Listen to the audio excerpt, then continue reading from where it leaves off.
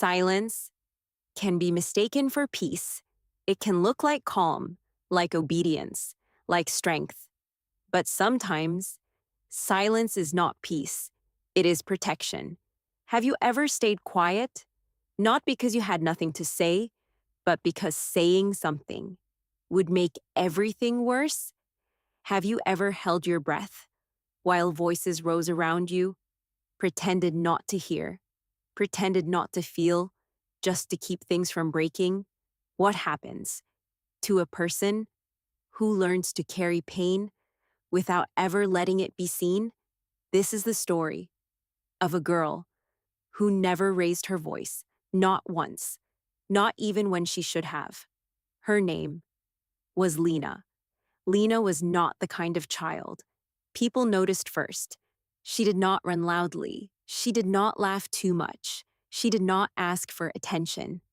She stayed close to the walls, moved quietly through rooms, spoke only when needed. And even then, her voice was soft. But if you watched closely, you would see something else.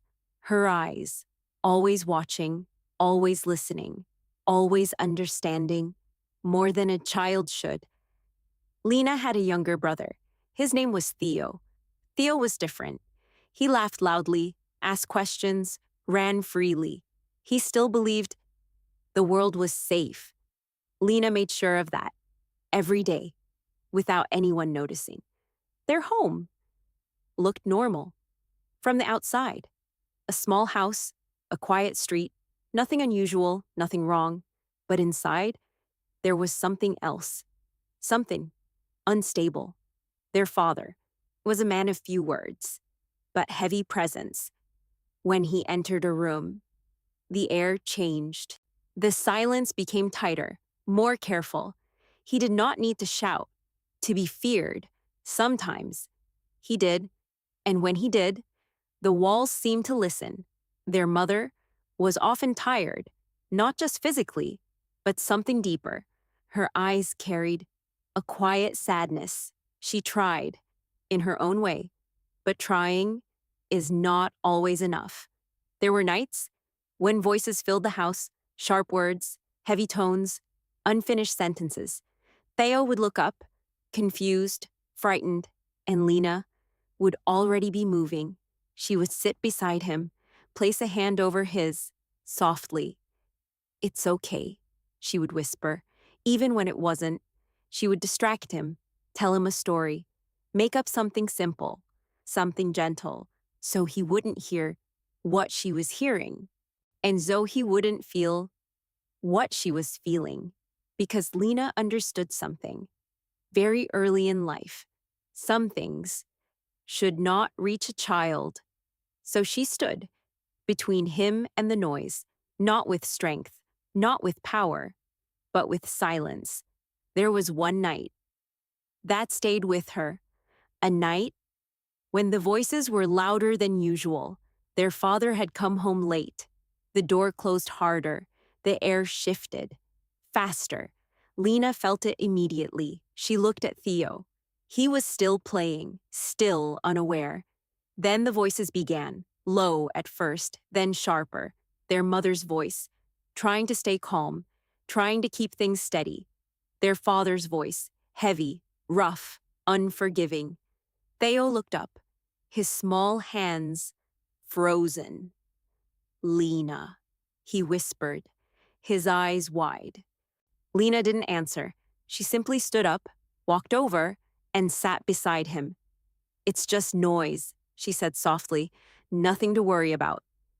But her heart was beating fast. The voices grew louder, words became harder, more dangerous. Theo covered his ears, his breathing unsteady. Lina gently pulled his hands down. "Look at me," she said, her voice calm, steady. He looked, tears forming. "Let's play a game," she said, as if everything was normal, as if nothing was breaking. "What game?" he asked, his voice shaking. "I'll tell you a story," she said, "and you imagine it." He nodded slowly. So she began. "There's a place, far away, where the sky is always blue." Her voice stayed even, soft, controlled, even as the noise behind them continued. Even as something inside her felt like it was cracking, Theo listened, slowly calming, his breathing softer, because he trusted her, because to him, Lina was safe, and Lina made sure that he always would be. That night, Theo fell asleep, holding her hand. Lina stayed awake, listening, not to understand, not to react, but to be ready, in case something got worse, in case she needed to protect him again. This became her life, not suddenly, not all at once, but slowly, day by day, moment by moment. She learned what to say, what not to say, when to speak, when to disappear. She learned how to read the air, how to feel tension before it arrived. She learned how to carry things that no one saw. At school, she was quiet, polite, invisible. Teachers described her as easy, calm, good, but no one asked why. No one asked what silence costs, because silence looks like strength until one day it becomes something else, something heavier, something that cannot be seen until it is too late. And Lina was getting closer to that point, but no one knew because she never said a word. Silence, when it stays too long, does not disappear. It changes shape. It becomes something you carry, something that follows you, even when everything looks normal. For Lina, silence was no longer just a choice. It had become a habit, something automatic, something she didn't question anymore. At school, she was still the same girl, quiet, careful, invisible. She sat near the window, always the same seat, always the same posture, back straight, hands folded, eyes focused, but not always on the lesson, because part of her was always somewhere else, listening, remembering, preparing. When other students laughed, she smiled lightly, just enough, not too much. When they talked, she listened, but rarely joined, because speaking felt unnecessary and sometimes unsafe. There was a girl in her class. Her name was Mia. Mia was the opposite of Lina, open, warm, curious. She noticed things, small things, the kind most people ignored. She noticed that Lina never stayed after class, that she always left quickly, that she never talked about home. One afternoon, Mia walked beside her. "Hey," she said gently. Do you want to walk together?" Lina hesitated, just for a second, then nodded. They walked in silence at first, not uncomfortable, just quiet. Then Mia spoke again. "You're always so quiet," she said, not judging, just wondering. Lina looked ahead. "I don't have much to say," she replied, softly. Mia smiled. "I think you do." Lina didn't answer, because she did have things to say, too many. But where would she begin? How do you explain a life you never speak about? They reached a corner, where their paths separated. "See you tomorrow?" Mia asked. Lina nodded. "Yes." And for a moment, something small shifted. Not big, not life-changing, just a small crack. Inner silence. That evening, Lina returned home. The door was slightly open. A detail most people would ignore, but Lina noticed. Her steps slowed, her breathing careful. She pushed the door gently, entered quietly. The house was still, too still. Theo was sitting on the floor, near the couch, his eyes unfocused. Lina moved quickly, but quietly, always quietly. "Theo?" she said softly. He looked up. Relief. Immediate. "You're home?" he whispered. Lina knelt beside him. "What happened?" He hesitated, then said, "They were arguing again." Lina's eyes moved. Across the room, the broken glass on the floor. The chair slightly out of place, the silence, heavy. "Where's Mom?" she asked. "In the room," Theo replied. Dad left. Lina nodded slowly. She stood up, took Theo's hand. "Stay here," she said. "I'll be back." He held her hand tighter. "Don't go." His voice, small. Lina knelt again, looked into his eyes. "I'm right here," she said. "I'm not leaving." He nodded slowly. "Let go." Lina walked to the bedroom. Each step measured. She opened the door gently. Her mother was sitting on the edge of the bed, her shoulders heavy. She didn't look up. Lina stood there for a moment, not knowing if she should speak. Then softly, "Mom?" Her mother lifted her head slightly, eyes tired, red. "I'm okay," she said quickly, too quickly. Lina nodded, because that was the rule. When someone says, "I'm okay," you don't ask again, even if it's not true. "I'll take care of Theo," Lina said, her voice calm. Her mother nodded, relieved, because Lina always took care of things. Lina returned to the living room, sat beside Theo. "It's okay," she said again, the same words, every time. But this time, something inside her felt different, not stronger, not braver, just heavier. Theo leaned against her, his small body, trusting. Lina wrapped her arm around him, held him close, because that was her role, to hold, to protect, to absorb. That night, after Theo fell asleep, Lina sat alone. The house was quiet again, but her mind was not. She replayed everything, the voices, the sounds, the look in her mother's eyes. She felt something rising inside her, not anger, not fear, something else, something she didn't recognize. It sat in her chest, heavy, still. She tried to ignore it, like everything else, but this time, it didn't go away. The next day, at school, she couldn't focus. The teacher was speaking, words were being written, pages were turning, but Lina was not there. Her mind was still at home, still carrying, still holding.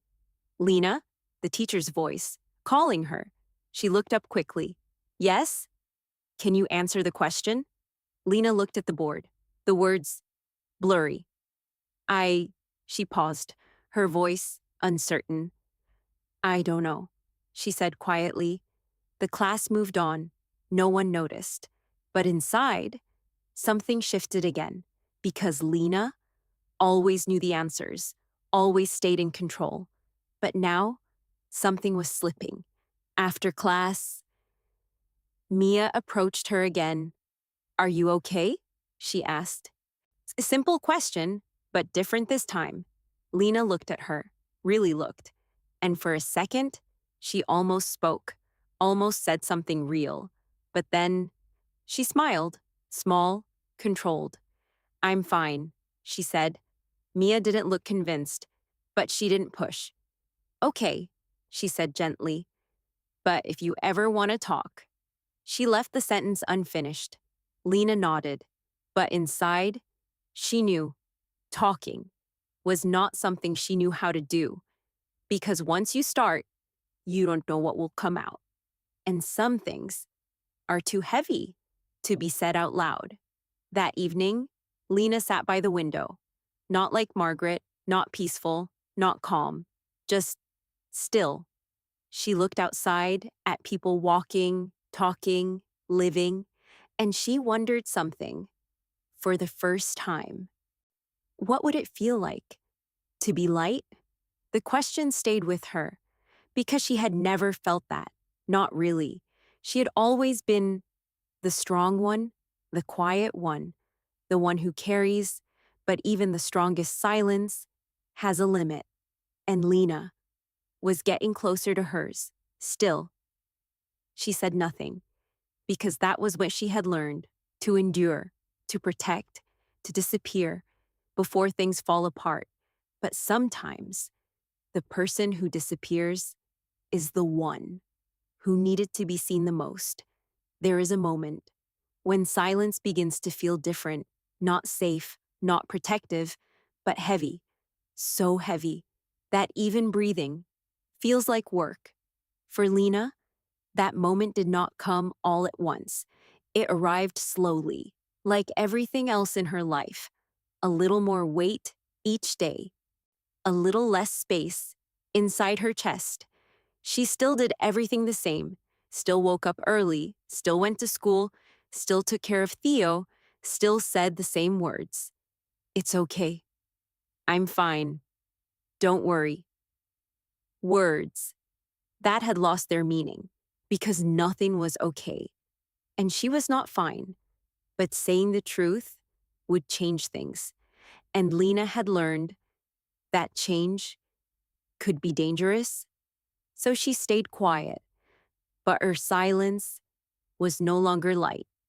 It had become something else, something that followed her, even into her sleep.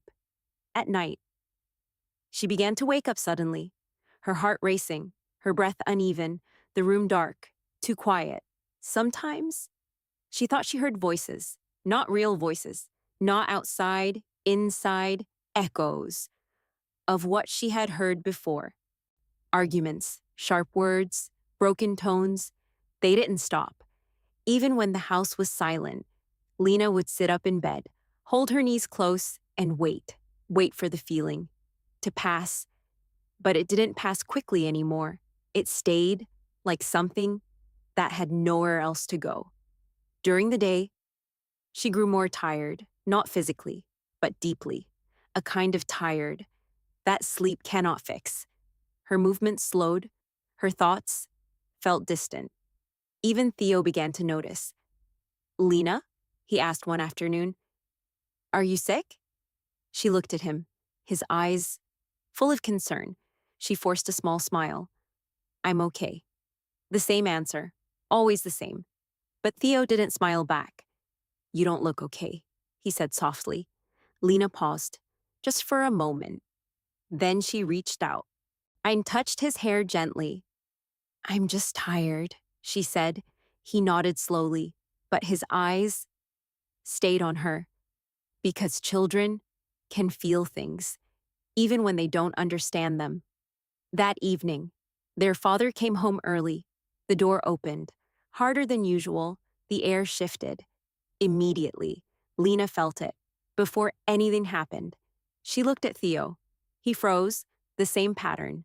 Again, their father walked in, his face tight, unreadable. Their mother stood in the kitchen, still, waiting. No one spoke. At first, then a question, simple but sharp. Where were you? Their mother answered, calm, careful, but it wasn't enough. It was never enough. The voices rose again, faster this time, stronger. Theo moved closer to Lina, without thinking. Lina wrapped her arm around him, automatically. But this time, something was different.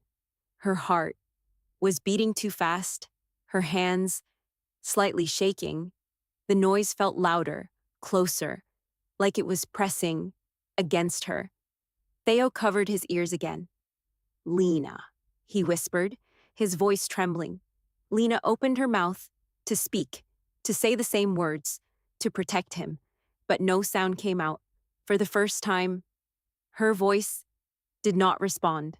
She tried again. It's... But the word stopped, stuck, somewhere inside her, because something else was rising, not fear, not sadness, something stronger, something she had pushed down for too long. The voices in the room continued, but now they felt different, not just something to endure, something that hurt directly, deeply. Lina stood up suddenly. Theo looked at her, surprised. She didn't look at him. She looked toward the kitchen, her body, still, her mind, loud. For a moment, everything paused. Then, she turned away, walked to the door, opened it, and stepped outside. Theo called her name. Lina? But she didn't stop. She couldn't. Because if she stayed, something would break. And Lena had spent her whole life trying to prevent that. Outside, the air was cold, sharp, real. She walked quickly, without direction, without thinking, just moving, because staying still felt impossible. Her chest felt tight, her breath uneven.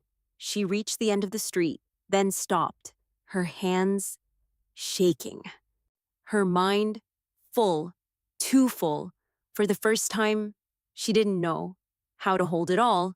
There was no one to protect, no one to distract, only herself and everything she had been carrying. The silence inside her began to crack, not loudly, not visibly, but deeply. She sat down on the curb, her hands covering her face, and slowly, something happened. A tear, just one, then another. Lena had not cried in a long time, not because she didn't feel pain, but because she had no space to feel it. But now, it was coming, quietly, but unstoppable. She didn't sob, didn't make a sound. The tears just fell, one by one, like everything she had held was finally finding a way out. Minutes passed, or maybe longer. Time didn't feel clear. Then, a voice, soft, careful. Lena? She looked up. It was Mia, standing a few steps away, concern in her eyes. I saw you leave, she said. You looked different. Lena didn't answer. She didn't know how. Mia stepped closer, slowly. Can I sit? She asked. Lena nodded slightly. Mia sat beside her. Not too close, not too far, just there. They stayed in silence for a moment, but this silence was not the same. It wasn't heavy. It wasn't hiding. It was shared. Mia looked at her gently. You don't have to say anything, she said, but you don't have to carry it alone either. The words, simple, but they reached somewhere deep.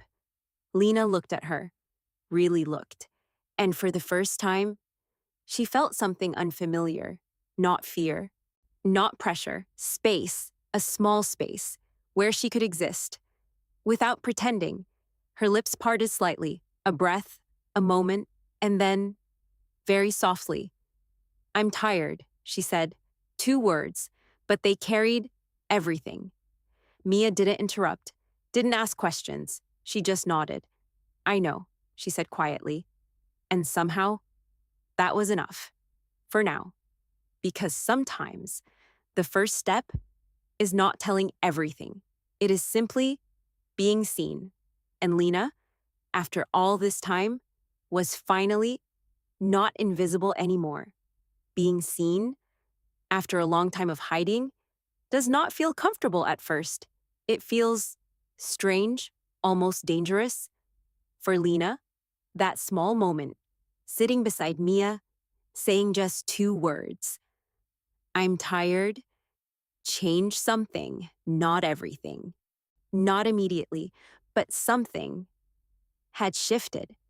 Because once you let even a little truth out, it becomes harder to hold everything in again. The next day, Lena woke up, feeling different, not lighter, not happier, just aware. Aware of her body, aware of her thoughts, aware of the weight she had been carrying.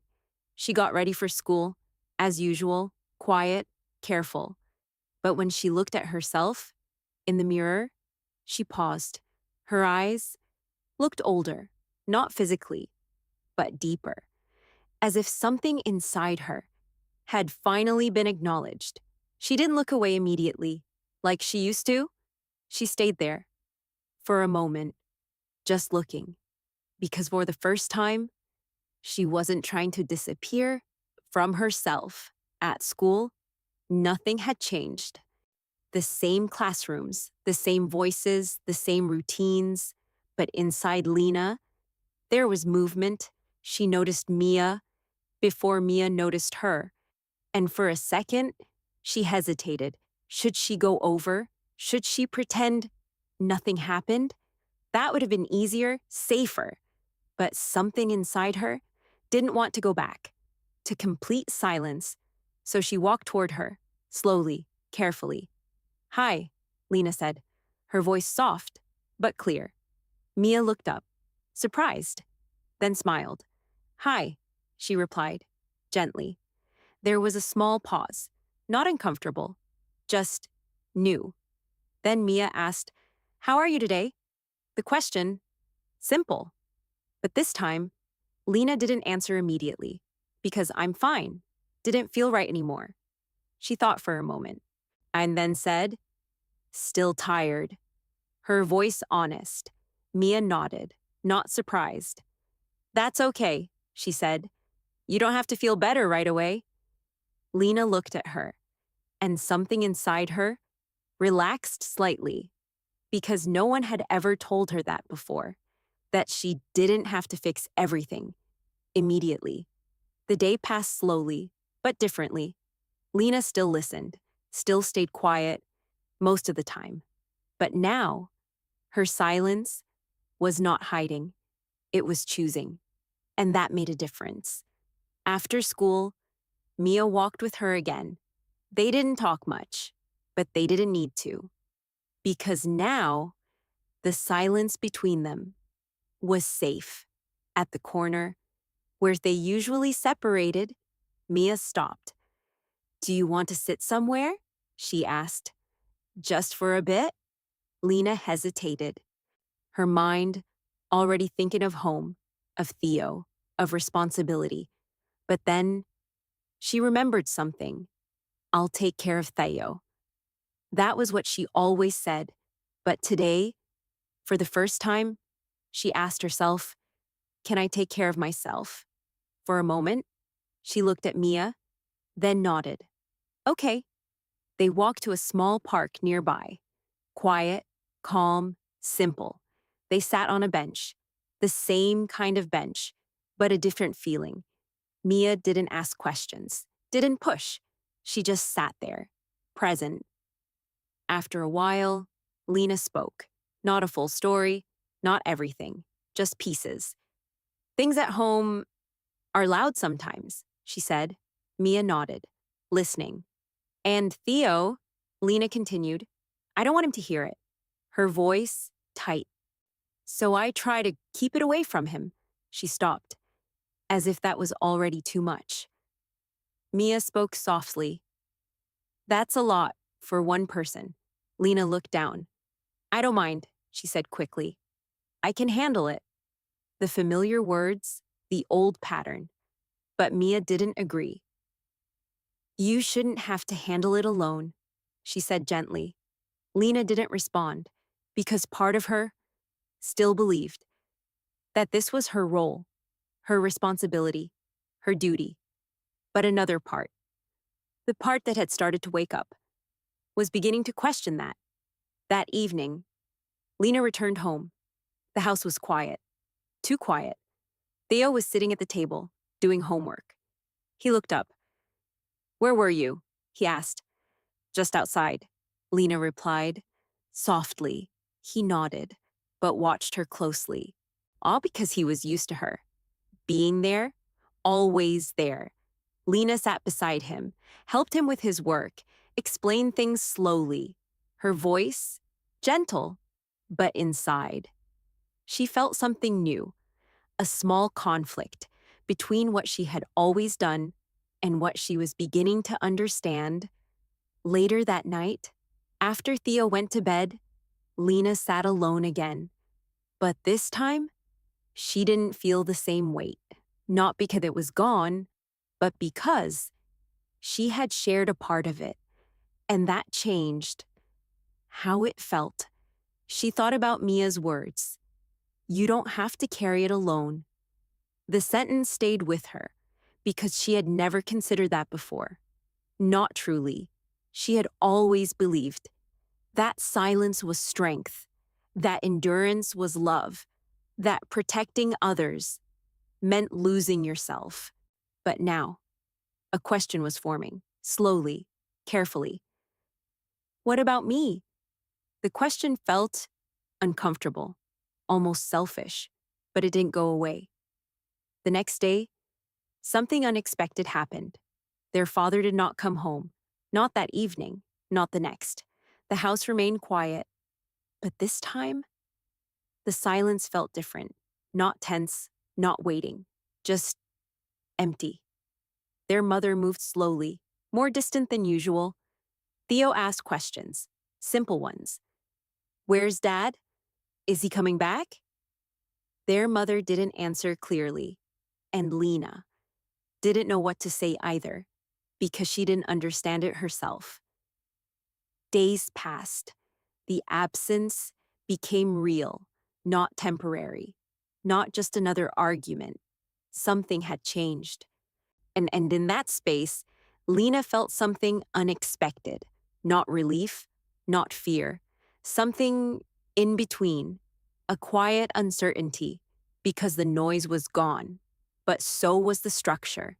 She had built her role around. If there was nothing to protect Theo from, then who was she now? The question returned again, stronger this time. But this time, Lina did not push it away. She sat with it, felt it, because maybe, for the first time in her life, she had space to become something else, not just a silent protector, but a person with her own voice, even if that voice was still learning how to be heard. When something ends, even if it was painful, even if it hurt every day, there is still a strange kind of silence, not the silence of fear, not the silence of hiding, but the silence of what now? For Lina, that question did not come loudly. It came in small moments, in the mornings, when the house stayed quiet, in the evenings, when no voices rose, no tension filled the air, in the spaces where she used to prepare herself for something to go wrong. Now, there was nothing to prepare for, and that felt unfamiliar. Theo adjusted first. Children often do. He laughed more, played longer, asked fewer worried questions. He still stayed close to Lina, but his eyes were lighter. And every time Lina saw that, something inside her softened. Because all those years, all that silence, all that effort had protected him, at least in some way. But now, there was no danger to hold back, no storm to absorb. And Lina was left with something she had never faced before, herself, at school. She continued to sit by the window, but now she didn't feel as distant. The world outside didn't feel unreachable anymore. Mia still sat beside her, still spoke gently, still gave her space. But something had changed. Lina began to speak, a little more. Not everything, not all at once, just small things. What did you do yesterday? I like that book. That class was hard. Simple sentences, but each one was a step, because for someone who had lived in silence, even a small voice is a big change. One afternoon, as they sat in the park again, Mia asked something different. Do you ever think about what you want? Lina blinked slightly. The question felt unfamiliar. What I want, she repeated. Mia nodded. Yeah, not what you have to do, not what others need, just you. Lina looked down at her hands. No one had ever asked her that before, because her life had never been about that. It had always been about responsibility, protection, endurance, wanting something. Felt like a luxury, something she was not supposed to think about. I don't know, she said quietly. And this time, it was the truth. Mia didn't push. She just smiled gently. That's okay, she said. You can figure it out slowly. Slowly. That word felt important because Lina had always lived in urgency, always reacting, always adjusting, always ready. But now, she had time to think. to feel, to discover. That evening, Lena sat by the window again. The same place, the same view, but everything felt different. She watched the people outside, families walking together, friends laughing, someone sitting alone, but peaceful. And she realized something. Being alone is not the same as being lonely. She had been lonely, even when surrounded by people. Now, she was alone, but not empty, because she was starting to be with herself. The thought was quiet, but powerful. Inside the house, her mother moved slowly, still distant, still quiet, but not in the same way as before. One night, Lena sat across from her at the table, the space between them filled with things unsaid. Then, her mother spoke, softly. "I'm sorry." The words, unexpected. Lena looked up, her mother's eyes tired, but honest. "I didn't see how much you were carrying," she continued. "I thought you were strong." Her voice breaking slightly. Lena stayed still, because she had been strong, but not in the way people think. She had been strong by staying silent, by holding everything in, by disappearing.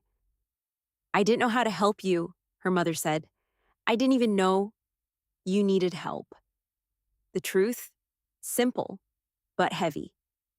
Lena felt something move inside her, not anger, not blame, something softer, understanding, because her mother had been carrying things too, in a different way, but still carrying.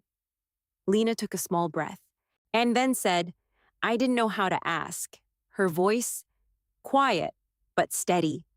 And in that moment, something changed between them. Not everything, not completely, but a beginning.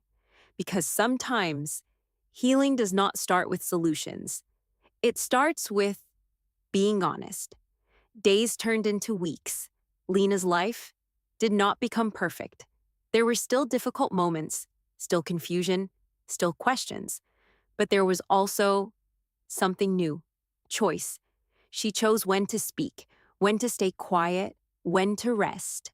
She began to write in a small notebook, thoughts, feelings, questions, not for anyone else, just for herself, because her voice was still learning how to exist. Theo still needed her, but not in the same way. And Lena began to understand that taking care of others does not mean losing yourself. One evening, as the sun set, she stood by the window again. The light, soft, golden. She placed her hand on the glass, and for a moment, she remembered the girl she used to be, the silent one, the invisible one, the one who carried everything alone. And she whispered, very softly, "You don't have to do that anymore." The words, not loud, but enough. Because Lena was still quiet, still gentle, still thoughtful, but she was no longer disappearing. She was becoming, slowly, carefully, but truly. And maybe that is the real strength. Not the strength to endure everything alone, but the strength to finally be seen, to finally be heard, to finally be yourself. Thank you for listening to this slow English story. If this story touched you or helped you relax and learn English, please like the video and subscribe to the channel. You can also share this story with someone who might need it. And remember, you don't have to carry everything alone.